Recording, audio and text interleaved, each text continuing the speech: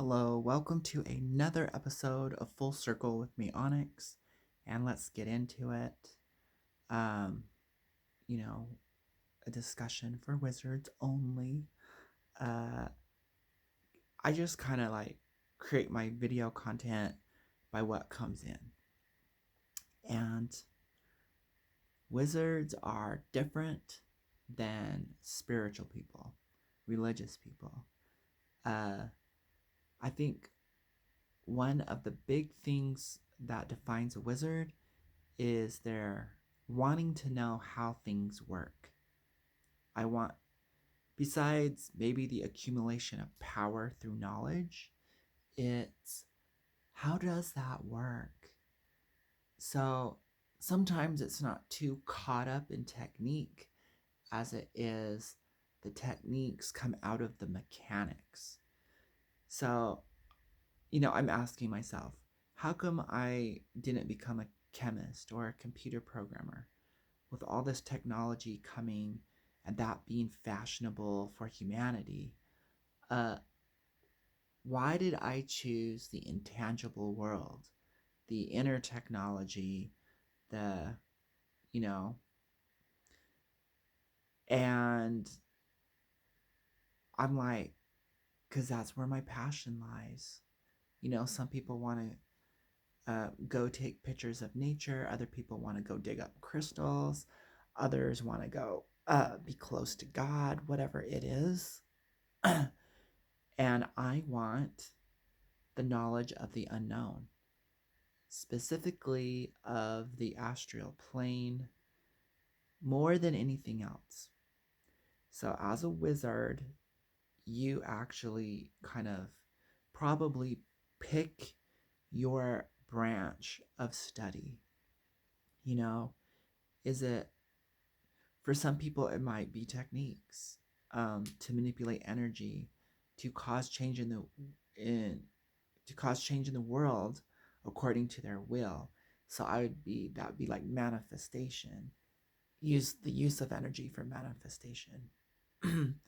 Where I want to explore the realms of the mystic, but not in a religious way. And so there's a lot of removing religion and mysticism and seeing and working with the universe through your own eyes. So it's not so much about being a character as it is exploring. So at least that's how it is for me. So maybe that can help you on your path. Uh, some people will probably specialize in working with spirits, um, or angel and demonic entities, thought form creations, and that consider your training lifelong. Consider it many lifetimes and beyond. So you're probably not working hard enough. you know, if magic is just a hobby for you to pass the time because you don't have a relationship or because you're disenchanted with the world, if magic is optional for you, you're probably not. There's a threshold, you know. You're not going to get to that elite status of legend, of you're not going to be able to go in all the way. And so I would say another reason why your magic isn't working for you anymore is because you don't realize you have to put all of yourself into your magical work to get something back. So people are used to not putting, people just want to get. I want to, and so they're not used to putting all of themselves into something. And so this goes with choosing your path in life. I don't know what I want to do. I'm interested in many things. I'm a jack of all trades. You know, I don't know what my purpose is. And you can make that process really short by what are you obsessed about? What keeps you up at night? What, and in a weird way, it may not be all exciting and fun, or it may not give you riches. I think there's so much scientific discovery, efforts, research that was never paid for. People sacrifice their lives in their little apartments. We think of the starving artist. We should really think about the starving scientist. Like the painstaking hours of these little micro experiments going on day in and day out, uh, to learn something about maybe spiders, to learn something about cell division. So if you have and so they're going on behind the scenes, and then it doesn't make news. They don't get paid until it achieves something, a breakthrough that benefits the world. Then they might, will get major backing. Maybe they'll write a book and get some royalties off of that and pay for their rent. And so a lot of your effort may not turn into a following. It may not. And so I had to come to that early on in this type of magical life path. It's more than a career, it's like a life path. It's like you may not get anything from this. You might totally waste your life going this other direction. And so you're going to disappoint your family, your friends, the whole world. They're going to think you're a loser. Who wants to date someone who is spending 5 hours a day in some form or another practicing magic? And then you'd be like, well, wouldn't you be really good at it and be using it to increase your income, get the girlfriend and the boyfriend? And I'm like, well, I'm specializing in the exploration of the astral plane and third eye psychic abilities and higher dimensional beings. So, that's where my passion is. you know so I can't wait for the world to catch up in realizing the human being might be the most quantum level advanced machine there is. I can't wait for the average person to come to those conclusions. It's like, I want to travel the stars now. I want to talk to aliens now. I want to meet angels and demons right now. And that's way more entertaining than sitting around talking about your neighbors.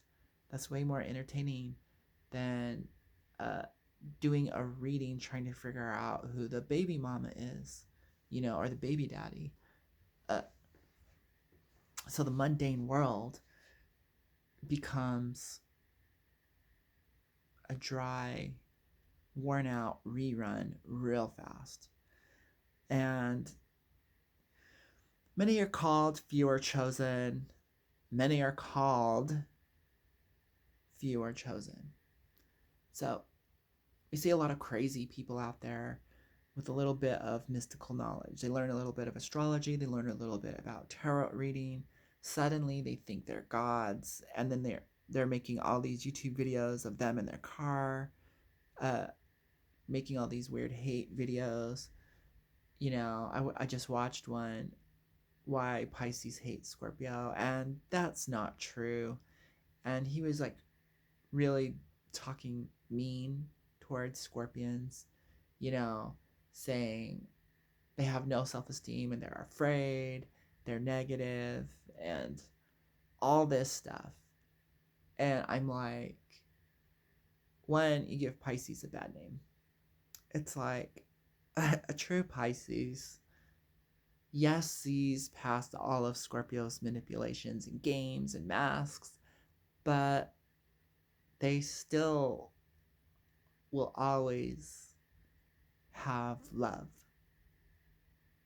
An awakened, healthy Pisces will always have love and compassion for the people who open them up and are a part of their life. So that's very individual. So I have a Scorpio twin flame soulmate. He has Pluto in his first house. So when you understand astrology, that pretty much makes him a Scorpio. And we've gone through some painful times, and he lives a totally different lifestyle. But the fact that he was able to use his stinger and wiggle his way into my heart, you know, he has a place in my heart forever. And that's true Pisces style. It's like, once you're in to, once they recognize you as something spiritual, you know, divinely put into your life, you're there. And if you shared love, true love with a Pisces, you're there forever. Doesn't mean that you're going to share a life together. Doesn't mean that you'll ever, you might move your separate ways, but truly, Pisces and Scorpio will always have a little special place in their heart for each other. So at least that's been my experience. And this is important because your power comes from your experience. So in our previous video, we kind of talked about why you've lost your power. And I wanted to talk about how to gain your power back. And so, and we kind of went on this little side tangent, but it all makes sense. Because you are an expression of your accumulated knowledge in the craft. So look forward to many years of development. Okay. So I learned pretty quickly on that I needed to have time management, and I decided, let's just make a circle and divide it into 4 quarters. 1 quarter was going to be me, my personal life, my personal development as a human being. The other quarter was going to be work, family, friends, the social responsibility of going out into the world and interacting as a human being on a 3-dimensional level with people. Because you have to get money, to get food, to pay your rent, to do what you love. So, and then what was being neglected was the nature part. 1 quarter of your life needs to be spent in nature. You want to command the 4 elements, you have to be in a strong relationship with them. So, and then the other quarter has to be your magical practice. That means being in relationship with the symbols, know thyself, know the symbols that work for you, know the rituals, know the higher beings. So everyone thinks magic is ritual magic, and ritual magic is actually a part of high magic. And you can't have high magic unless you have the foundation building blocks, which is nature magic, elemental magic, mind magic, psychology. That's kind of still part of low magic because that's just you as a tool. And you'll always be working on you as a tool. So all the psychology is part of the psychological element, and personal development and understanding your shadow, your wounded child. These are musts. And so psychology is a wonderful thing to be part of the you time and slightly into magic. But there is a true demarcation between psychology. Oh, everything's just part of our, like, we got into this idea that, well, if I could just say the universe is all mind, the Hermetic principles. First one, it's all mind. if we can just go with something psychological, and divide the world into subconscious and conscious and superconscious, that's acceptable in the Western mindset. But there is a definite line when you have to throw that away. That can actually hold you back. That's just a model. We don't even know what reality looks like. The new quantum physics models with different planes of existence and densities, that's just a model. And that's actually an old one. We just like slapped on new words. We didn't want to call it, it's not trendy to call it the etheric plane, the astral plane, the spiritual plane, whatever. So then we just changed it. Super conscious, conscious, subconscious, quantum, fourth, third dimension, first density, second density, fifth density. So you see, there's a lot of the same information with just repackaged. There's a lot of that. And so religious people / spiritual people love to take magical teachings, true Western occult mystery teachings, take fragments of it, and then repackage it. Rename it, rebrand it, and sell it. So if you're into wizarding to make a career out of it, you're going to be limited in your power. And yeah. Okay. So you have to see how to gain your power back. Solitude. There's no way around it. Solitude, if you can't meditate, spend time by yourself. That could be going on a walk, spending time out in nature, sit by a river, go hiking. So we find out just being away from other people, being away from the familiar scenery, because all that's part of the matrix programming, being in a different environment, you think different things. And so it is very traditional for shamans and wizards alike to go have a power spot, a place where your energy is uplifted, magnified. You'll have to find that. And if you're like an urban shaman or urban wizard, you're going to have to find those ley lines where you're going to have to find where you're naturally gravitated towards, where you're amplified. And this kind of goes with people. Some people are just naturally draining. Other people are naturally uplifting. It'd probably be best to avoid the draining people, places, things, environments, foods. So there's a lot of awareness and discernment, a lot of consciousness that has to go on in,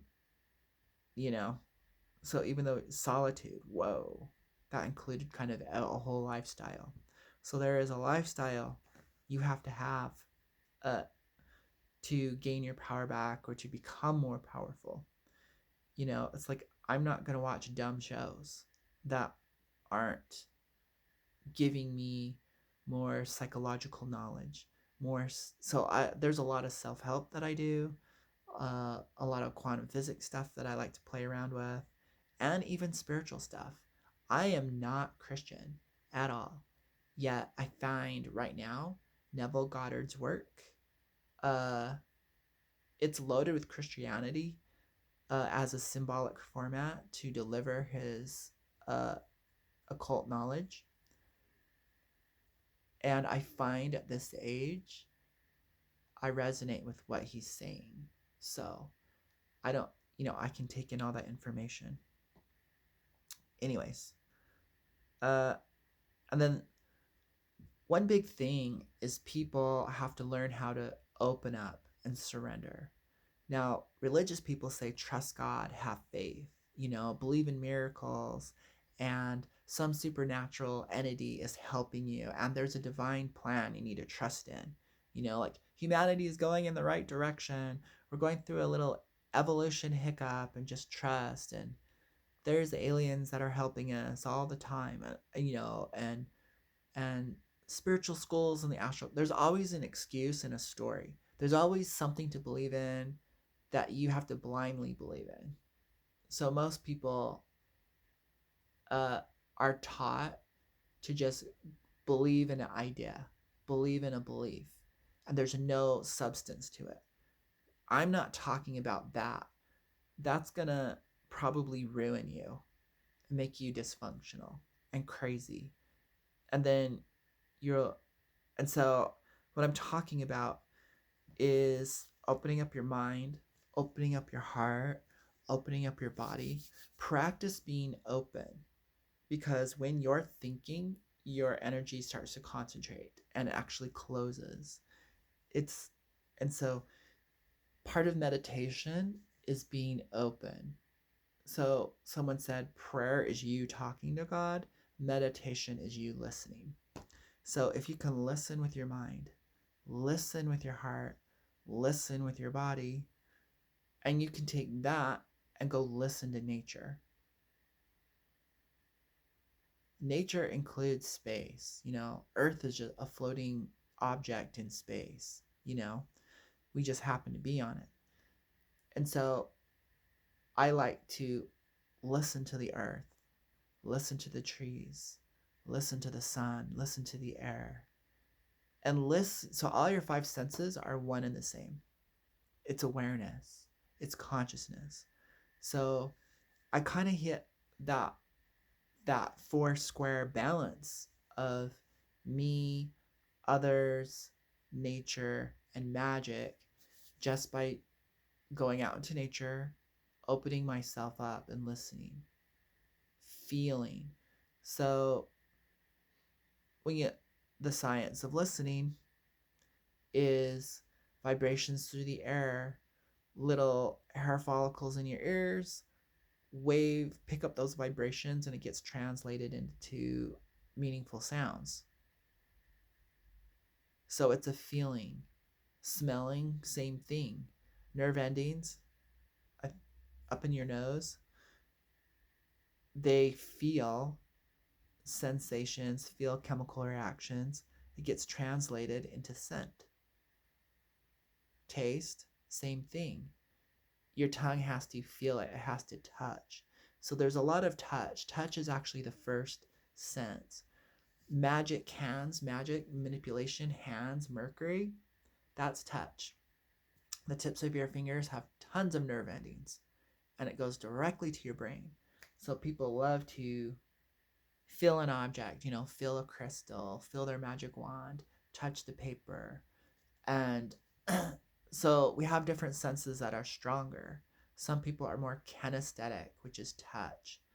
Others are more auditory. Others are more visual. So my mom is very auditory.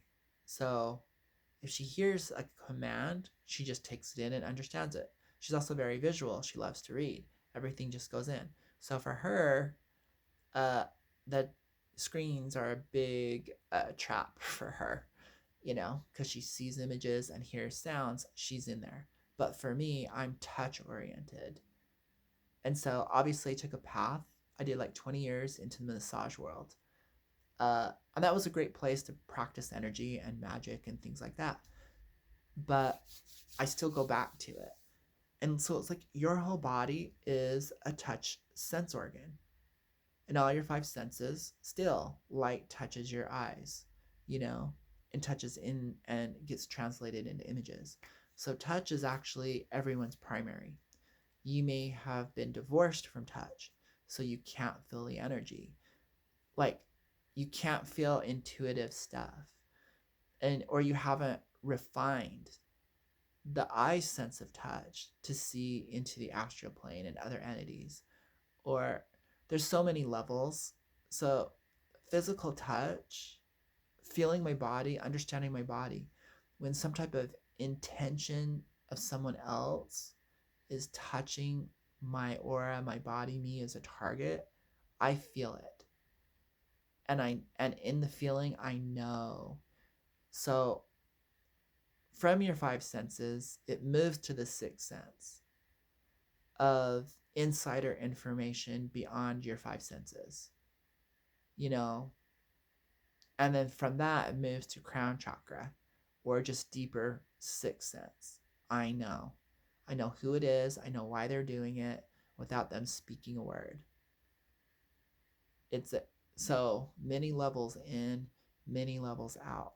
This self-knowledge, know thyself, is is a way to accumulate power and special talents and abilities. And the more experience you get, the more empowered you feel. And the more you come to understand you're a part of the web of life, you're a part of the oneness. So you start to feel your divinity, your sovereignty, your personal authority, your right to exist and live the way you see fit. And so, yeah, let's see. So I would say most magic is just an introduction. Sigil magic, recipe magic. Put these herbs together, make a little potion, and drink it. Like herb jar magic, magic in a pouch, magic in a box. Uh, all this I call folk magic, and I kind of like put into amateur magic. You know, it's how like you're learning how to just kind of mix things in a bowl, whether it was all mental or whether it was literal physical things. But I call that's also I call a form of low magic, because a lot of it has to do with you interacting with your resources in the third dimension. And I would say that's training wheels uh, for more advanced magic. And and it's like more advanced magic has a lot to do with your spiritual development. And so that's why spirituality leans heavily on magical techniques, but then falls short because they don't want to put in the work. So, you know, let's see. Where are we going? Mm. So, I've really kind of talked it all out in this video, but on like I was gonna share like a few little things. So just to deal with environmental factors. So one of my favorite things to do is depersonalize things, kind of go into business mode. So instead of saying having to deal with low life people and like judge them, dense people, zombies, people of the Matrix, I just said environmental factors. So in each environment, you have to dress appropriately for the occasion. If it's cold, put on a coat. So if you're going into toxic environments, you need to surround yourself with something positive. So I use essential oils on my feet every morning. And usually before a meditation, I'll work with essential oils. They're high vibration, so it automatically boosts and realigns me better than starting at ground zero, already in the negative. You know, your mind does all sorts of crazy things. You might find yourself clear out in left field when you want to be in right field. So essential oils help realign me energetically within literally 5 minutes. Boom. I am feeling better. I am energetically aligned better. The other thing is I always wear a necklace, and I always keep it under my shirt. I don't want to attract attention, give people an excuse to talk to me. So I find that I dress low key. I usually wear the color gray. Black stands out. Bright colors stand out. Really cool clothes, really cool shoes, things I would love to wear to express myself stand out. If I'm going into certain environments where I don't want to be remembered, I wear gray. Then I usually always carry a few crystals in my pocket. Over the years, I've noticed crystals have a tendency to just not let anything stick to me long term. So, some crazy person, mentally disturbed person, was somehow energetically all up in my business, that stuff kind of gets worked out on its own, and or it just makes it easier for me to get it off me. And I'm very kinesthetic, so I feel it deeply in my body, everything that's going on. So I feel like I'm like a raw nerve ending out in this physical world. So I'm a highly sensitive person. Uh, you know. So and usually those three things uh help me maintain my energy, stay in my own lane, stay in my personal sphere of influence. And so a lot of my work is just maintaining myself, my energy, my sanity. So then I could practice doing something magical. I try not to get low level with people and go horizontal. I try not to get into arguments. It's not worth it to me. I try not to get. I've noticed I've been most thrown off and most drained when I'm dealing with people who have emotional needs, unmet emotional needs, and who are. So if you're emotionally immature, that's where I mostly get drained. And then people who are intellectually immature is another area. So you have to date and associate with people on your level.